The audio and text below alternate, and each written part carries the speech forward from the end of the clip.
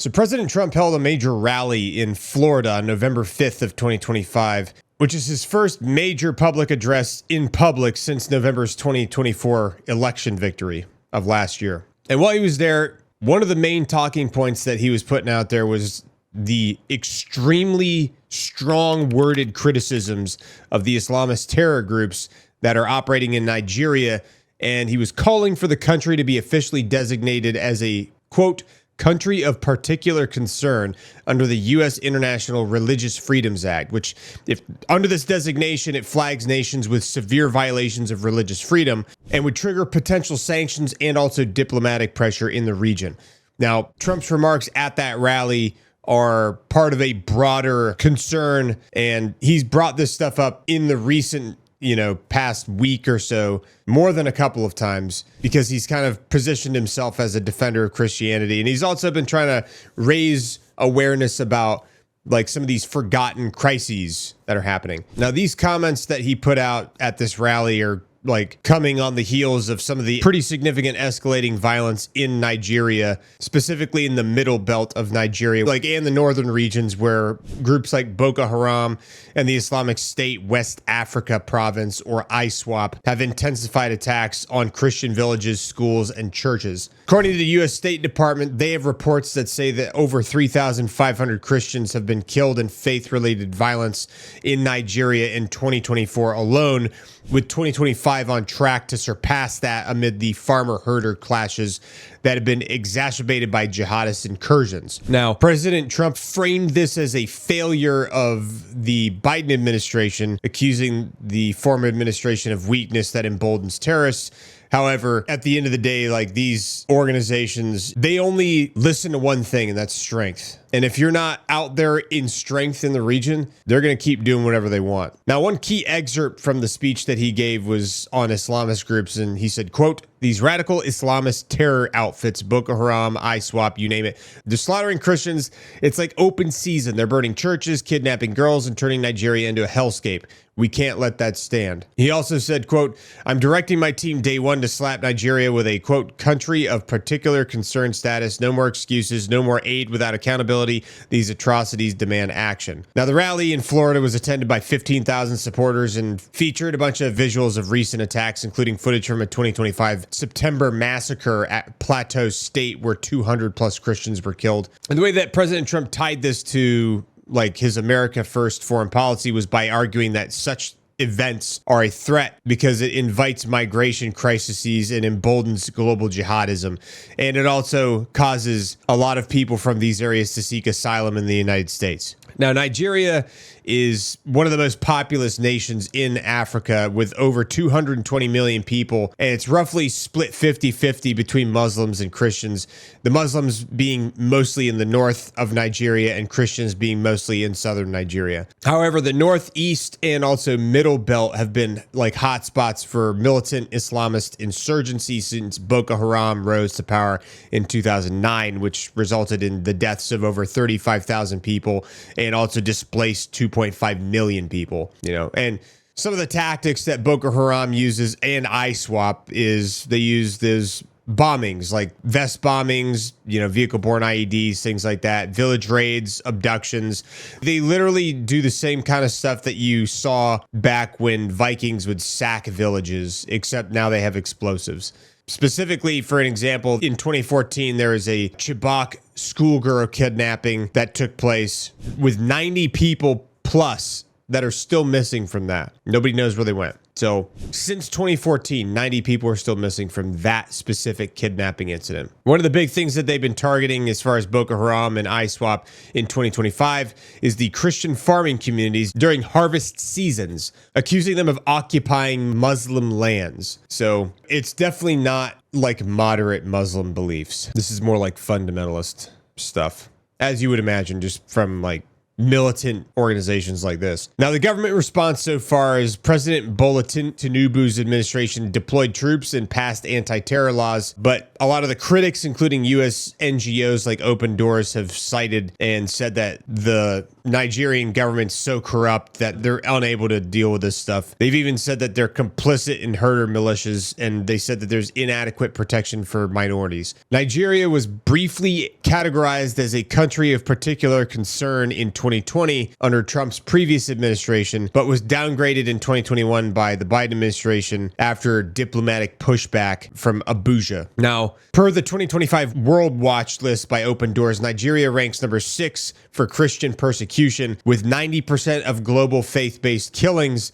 occurring there. 90%. Now, economic factors like climate-driven herder-farmer conflicts, including like the Fulani Muslims and ethnic Christian farmers, continue to fuel the cycle, in addition to having Boko Haram out there that are conducting absolute atrocities upon other people. And then obviously you've got ISWAP, the Islamic State West Africa province, which is basically ISIS of West Africa. And they're doing everything under the sun that you can imagine that's like just the most atrocious things you could possibly commit to a human being or do to a human being. So here's just a couple of examples. There was reportedly 2,200 Christian deaths in Nigeria that were faith-based in 2023. Some of the major incidents that took place back then is there was a Boko Haram raid in Borno State, which ended up killing 150 people in one village alone. And then in 2024, there were reportedly 3,500 Christian deaths in Nigeria, including 300 plus that were killed like on Christmas in markets from ISWAP bombs. And then in 2025, apparently there's been approximately 2,800 that have been killed so far in the Plateau State massacres and school attacks in Kaduna. Now, the Nigerian government is saying that the remarks that President Trump's been making as, quote, regrettable and inflammatory, warning they could strain U.S.-Nigerian ties, which apparently is a key oil and counter-terror partner. And then a spokesman for the country said, quote, Nigeria fights terror daily. Trump's words ignore our sacrifices, end quote. In any case, in the wake of a lot of these comments that the president's been making, specifically condemning Islamic terror groups in Nigeria and calling for the country to be designated a country of particular concern, U.S. AFRICOM, or U.S. Africa Command, has accelerated the development of contingency plans for potential military interventions in Nigeria.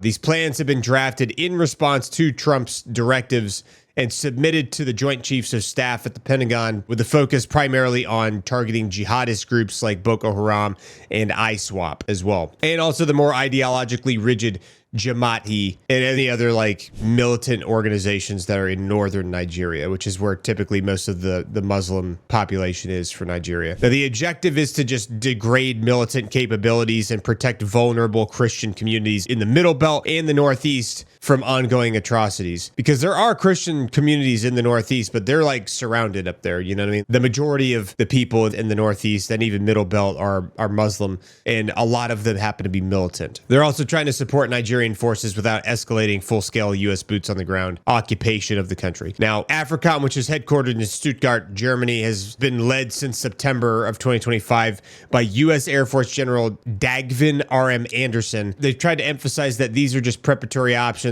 and not active operations, because obviously if they're active operations, they wouldn't be telling us about what it is up ahead of time. They're just saying, hey, look, this is something we're planning. We're putting some contingencies in place. There's no immediate deployments that have been authorized. Implementation of any of these plans would require White House approval. But these plans are very reminiscent of past plans that have essentially used lessons that we've learned in other U.S. counterterror efforts in Africa, specifically like the drone campaigns in Somalia and Sahel. The only downside is they would be kind of constrained by logistical challenges because of the remote area, including the 2024 loss of the U.S. air base that we used to have in Niger following the country's military coup. The military plans for out there have like a tiered approach, including escalating from advisory support to direct kinetic action, allowing for calibrated responses based on threat levels and Nigerian government cooperation. So the three-tiered responses that we could possibly take would be like a light response, a medium response, and a heavy response.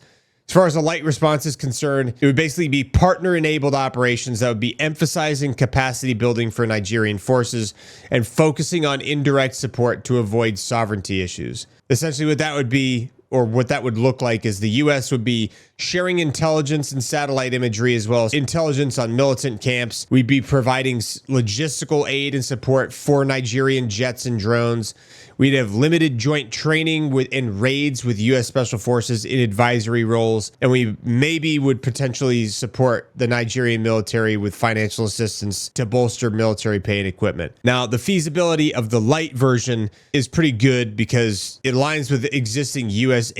annual aid programs via programs like the Trans-Sahara Counterterrorism Partnership. And there wouldn't be any major new deployments of U.S. troops needed for that. So that would be like a feasible plan. The medium plan would be targeted strikes with U.S. assets, including closer operational integration aimed at high-value targets like ISWAP leaders and in Borno and the Yobe states. Now, what that would look like is like actual drone strikes from regional bases like Djibouti or potential host nation agreements in Chad or Cameroon. It would also potentially involve joint special operations with Nigerian troops against fortified enclaves, and it would include cyber and electronic warfare to disrupt militant communication. AFRICOM considers that like moderately feasible, but complicated by base access loss. So Djibouti operations would extend flight times, and a lot of the operations would probably be taking place out of Djibouti. But it would also increase the risk because there'd be actual U.S. troops on the ground, special operations and stuff. There would also require a lot of coordination with the Nigerian government because it would require Nigerian approval for overflights and also for us to like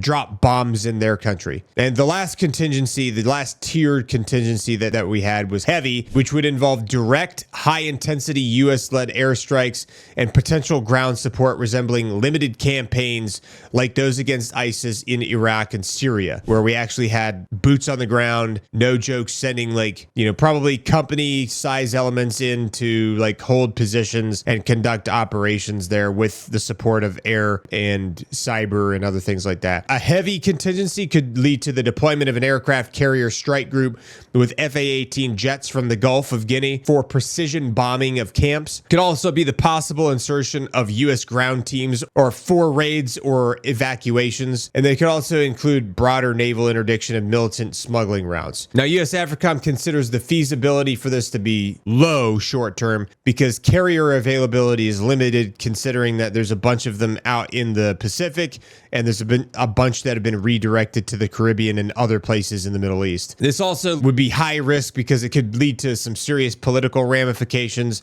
and also risk escalation or backlash from Nigerian nationalists. So they would prefer not to do that one based on what I'm seeing. Now, those tiers like the light, medium, heavy were developed over the past week, drawing on U.S. AFRICOM's 2025 assessments of Nigeria's security landscape, where ISWAP controls large swaths of territory and have killed over 2,800 Christians in faith-motivated attacks this year alone. Now, General Anderson, who's a 30-year-old Air Force veteran with prior command of U.S. Air Forces in Europe and NATO air operations, had a previously scheduled trip to Nigeria in late November or early December of 2025, originally planned for routine bilateral talks, but now expanded to discuss these contingency operations.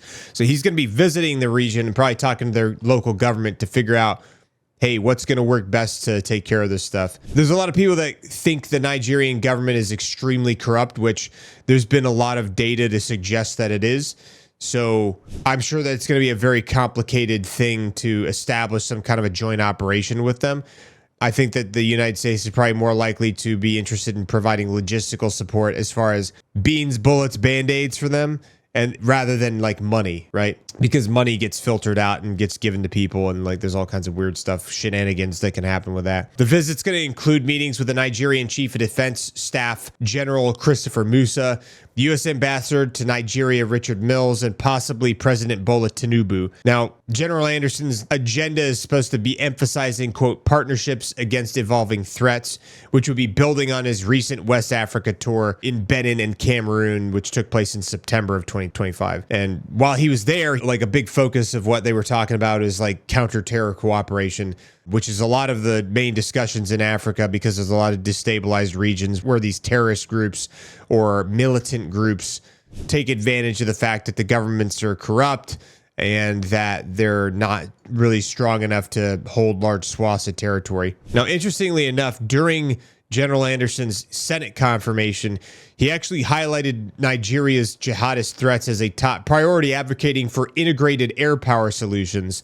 And that was before any of this stuff was brought up by President Trump. So just a little bit additional context. Nigeria's Northeast insurgency has been like ongoing since 2009, which, you know, has claimed over 35,000 lives roughly and displaced 2.5 million people, with the ISWAP, which is, like we've discussed previously, an ISIS affiliate, evolving into a more sophisticated force that's been using taxes on locals and smuggling for funding. Now, some recent escalations, including a September 2025 massacre in Plateau State, killing 200 plus Christians. This has caused the President Trump to react a little bit more aggressively towards this. Now, interestingly enough, Nigerian civil groups like Christian Association in Nigeria have urged caution when approaching this because they favored diplomacy over intervention, while some other people think that more aggressive tactics might be more effective in reducing the impact that these extremist militant organizations are having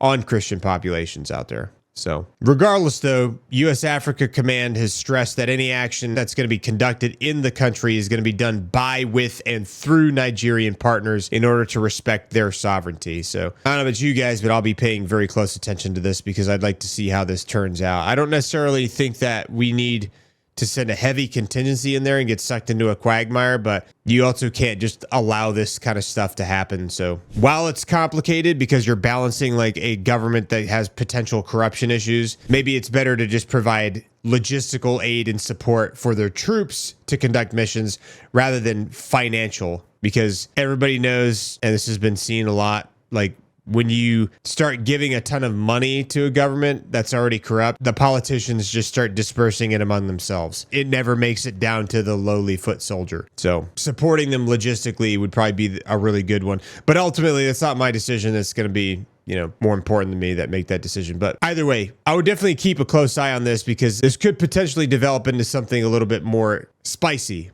as we move forward. All right, guys, that's it for the daily roll-up for today. I appreciate you watching the video all the way through up until this point. If you're here still watching this video, that means that you are inherently supporting the channel because it helps boost this in the YouTube algorithm. So thank you so much for supporting the channel. If you want to support the channel in other ways, you can like this video, you can leave a comment in the comment section below, or you can share this video with your friends. So thank you so much for watching. Please let us know what you thought about the video in the comments below, and we'll see you in the next video.